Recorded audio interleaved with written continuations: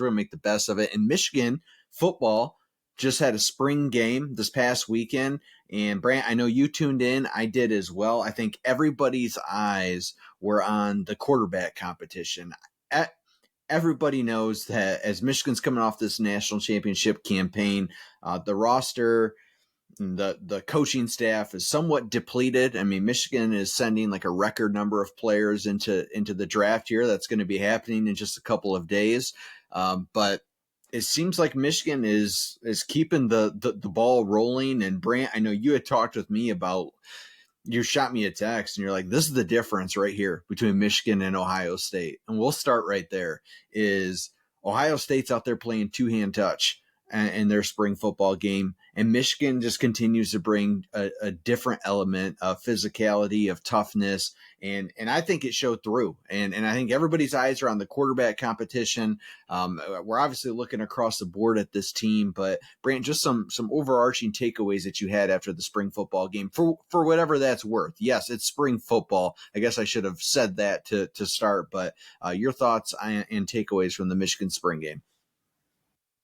Yeah, so let's start right there with the Ohio State situation. And what immediately where my mind goes is how everybody's been calling you soft, and everybody's been kind of saying how you guys are, you're not up to the Michigan standard of trying to play bully ball, stuff like that. And this just plays into the narrative of that. And if I have a coach that's going out and saying, where's Lou Holtz right now? We all remember the clip from last year. And that's where my mind immediately goes. And it's like, dude, Ryan, you should let these guys hit each other, because that's football. And what you're playing out there is patty cake.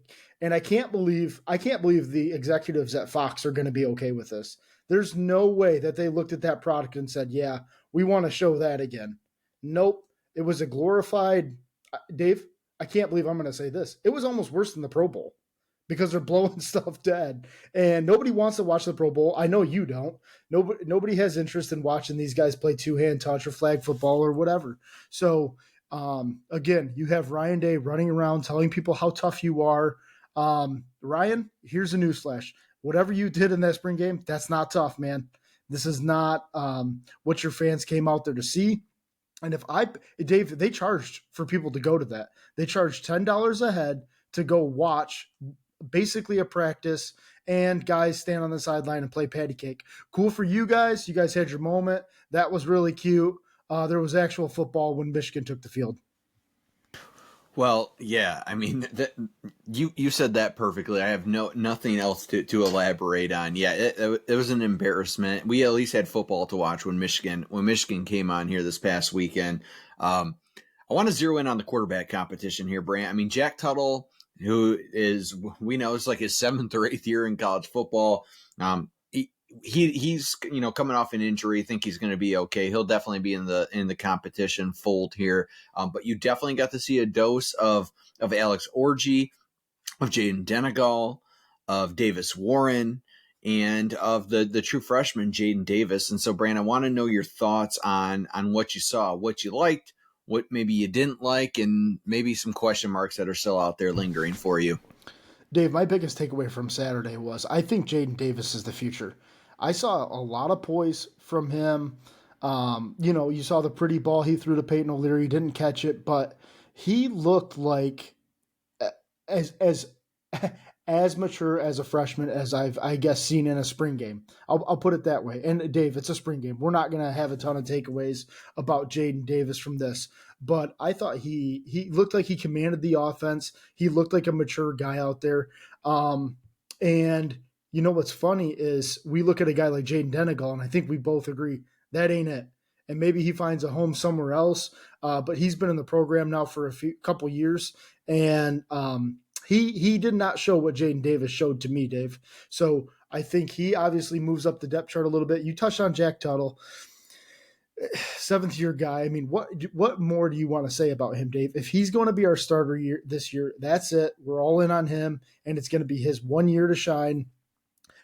I don't necessarily believe in that. I do like the prospects of Davis Warren. He threw a couple balls out there, And maybe we're saying this about Jack Tuttle. If he got his chance to shine, maybe he throws a couple touchdown passes or something. But um, Alex Orji, let's touch on him real quick, Dave. Just as far as the runner, he's going to give you the dual threat aspect. And we all know how important that was with JJ last year and how he was able to take a 3rd and 10 power play and just pick up 11 yards. Those cannot be undersold, Dave. So I think it's a clear competition between Orji and Davis Warren. A little bit of Jack Tuttle. Obviously, we didn't see him, but I think his hat's in the ring as well. I think Denegal is far down the depth chart, actually behind Jayden Davis, is what I have to believe. And then Jayden Davis is break glass in case of emergency.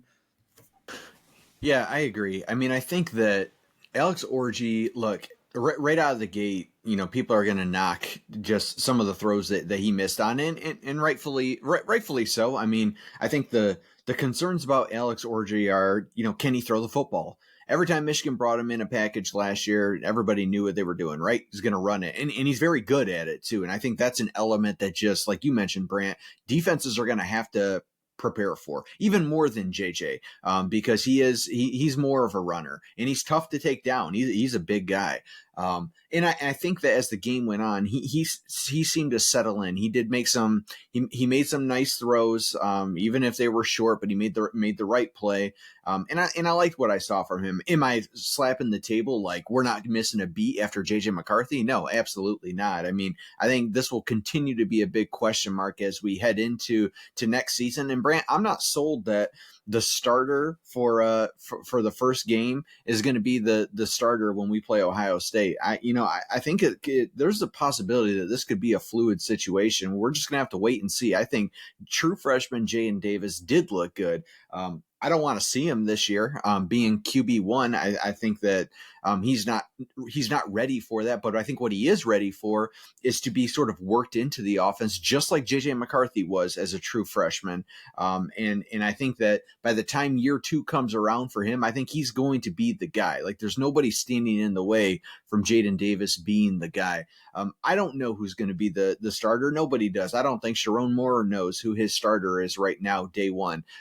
Who knows what the transfer portal might lend itself to. We aren't sure, but there were things I liked, things I didn't like about Alex Orji. Jayden Denegal had a horrible spring game. I feel for the kid. He's been in the program. He didn't do himself any favors.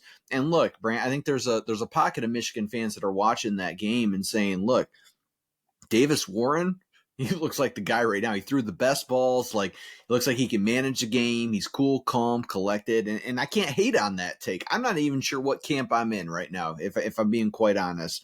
But I think one of the things that I wanted to bring up too, and just speaking about this Michigan offense in general, and beyond the quarterback, is Donovan Edwards looked, for the short time that we saw him, it looked like Heisman campaign loading. And I'm not trying to be the Michigan slappy, like hitting the hype train already, but we know what Donovan Edwards can do. And we know he struggled last season for a majority of the season. But man, when it came national championship time, like, there's the Don, right? And the Don right now looks like a leader, sounds like a leader, and looks like he's ready to just take control of this offense. He's going to be one of the best running backs in the country. What I don't know, or what everybody knows, is that Michigan wants to run the football. Whether Jim Harbaugh is there or Sharon Moore, they're going to run the football, and they're going to want to be tough in the trenches. That's what they do. That's the brand of Michigan football.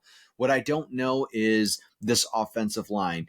You're replacing an entire offensive line, and yes, you've got guys ready to come in that have been in the system, and hopefully they don't miss a beat. But I think that that's something people aren't talking about enough, because you may need a quarterback this year that can make some plays, like even more than they needed from JJ. They had an elite offensive line last year. Now, yes, they did have some flaws. No, maybe it wasn't the line they've had, the last couple of years, but it was a very good line. We don't know what this line is going to be just yet. And I think that that's actually a pretty big deal that we are not going to have the answer to right now. We may not even know till the season starts, but this offensive line is going to have to be really good for Donovan Edwards to be really good, especially when we know what Donovan's weaknesses can be, which is being patient, hitting the hole, breaking that first tackle. I mean, it looked good in the spring game, but it's something that we're going to have to wait and kind of see. And I'm curious to see,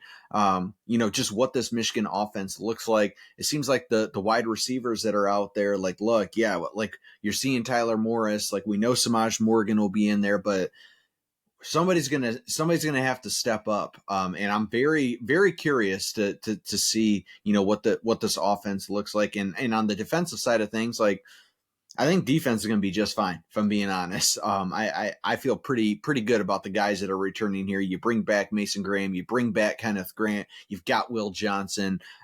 These linebackers look good. Ernest Hausman comes back. That Barnum kid looks good. Like, I feel pretty good about this defense. Losing Rod Moore is an absolute killer. I hate that for him. I hate that for this team. But look, when one man goes down, another needs to step up, and I feel confident this Michigan defense can do that.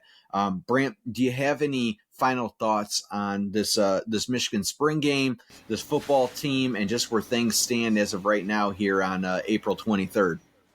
Yeah, just defensively not concerned. I know, and you didn't even mention Derek Moore, and I think he's about to have a breakout here. He seems to be going to slide into that outside linebacker, defensive end role that I think he's just going to cause all sorts of havoc this year. And then I do want to address the Alex Orji Joe Milton comparison because I've heard that a lot just on different stuff, and I think it's crazy to think about where the program was with Joe Milton and where the program is now, and just maybe how Joe Milton would have played under the way that this team does now. I mean, the speed and space, Josh Gaddis, like he was a part of that whole tree, which Dave, we saw time and time again, did not work. I mean, 9-4, 2-6 in the COVID year, 2-4 in the COVID year, whatever it was. It was just a really bad system. And Joe Milton was, I think, honestly, he kind of took a lot of the wrath for how bad that offense was. He did not throw the ball well, but I don't think we just automatically assume Alex Orji is going to be like Joe Milton. So let's just chill on that train real quick for everybody. Last thing I'll say is, I think that this Michigan team is destined to repeat as national champions. No, I don't.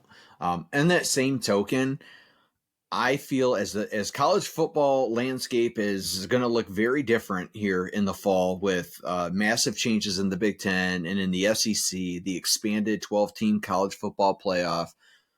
I think that if Michigan's ceiling can be sneaking into that 12-team college football playoff, I think that they're the team, especially because they're a tough defensive-minded team. They're a team that nobody's going to want to play. And that's without watching this team play any football yet. I just have a feeling that, no, this isn't going to be the dominant season where we're going undefeated and, whooping up on everybody. Like, they're going to have some games right out of the gate, right? We know Texas is going to be here real soon. But if the ceiling of this team is sneak into the 12-team college football playoff and let's see what happens, Brant, I don't hate our chances.